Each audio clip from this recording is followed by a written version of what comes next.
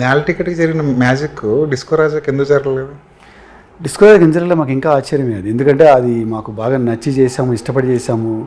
అంటే మేము తర్వాత రిలీజ్ అయింది ఏంటంటే సునీల్ని విలన్గా తీసుకోలేకపోయారు, అదొక పెద్ద షాకింగ్ సినిమాకి, ఓకే, అది వర్కౌట్ అవ్వలేదు అనేది తర్వాత మాకు అర్థమైంది. అదే చిన్న చిన్న మైనర్ మిస్టేక్స్ కూడా చాలా ఎక్కువ ఎఫెక్ట్ చూపిస్తుంటాయి ఇండస్ట్రీలో. మెయిన్ అదే లాస్ట్కి వచ్చరికి ఏంటంటే సినిమా అంతా ఓ సునీల్ విలన అనేసి నవ్వేశారు థియేటర్లో. అక్కడ థియేటర్ అంటే ఆడియన్ సినిమాతో ఉన్న ఇది లైక్ ఎమోషన్ పోయింది. అక్కడ ఇదైపోయాడు, డిస్కనెక్ట్ అయిపోయాడు. ప్రతి సినిమాకి ఏదైనా ప్రాజెక్ట్ వర్క్లో చేస్తుంటారు, ఎందుకు ఆడింది ఎందుకు ఆడలేదు చేస్తుంటారు. ఎనాలిసిస్ అయితే ఖచ్చితంగా ఉంటుంది.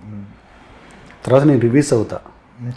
చదువుతాను ఏం రాశారు, ఎందుకు రాశారు, మనం నిజంగా తప్పు చేసామా ఏంటి అది. సాధారణంగా ప్రొడ్యూసర్లకి రివ్యూ రైటర్ల మీద కోపాలు ఎక్కువ ఉంటాయి. మీరు దాన్ని ఎలా తీసుకుంటారు? పాజిటివ్గా తీసుకుంటుంటారు? పాజిటివ్గా తీసుకోవాలి అంతే కదా. ఇప్పుడు అంటే మేబీ కొన్ని మనకి నచ్చినాయి వాళ్ళకి నచ్చకపోవచ్చు. రివ్యూ అనేది ఒక ఇండివిజువల్ పర్సన్ ఒపీనియన్ అయినా సరే, బట్ ఆ పర్సన్కి ఏం నచ్చలేదు, ఎందుకు నచ్చలేదు అనేది ఆలోచించుకోవాలి. ఐటీ సెక్టర్ నుంచి వచ్చారు కదా, సినిమా ఎలా అనిపించింది?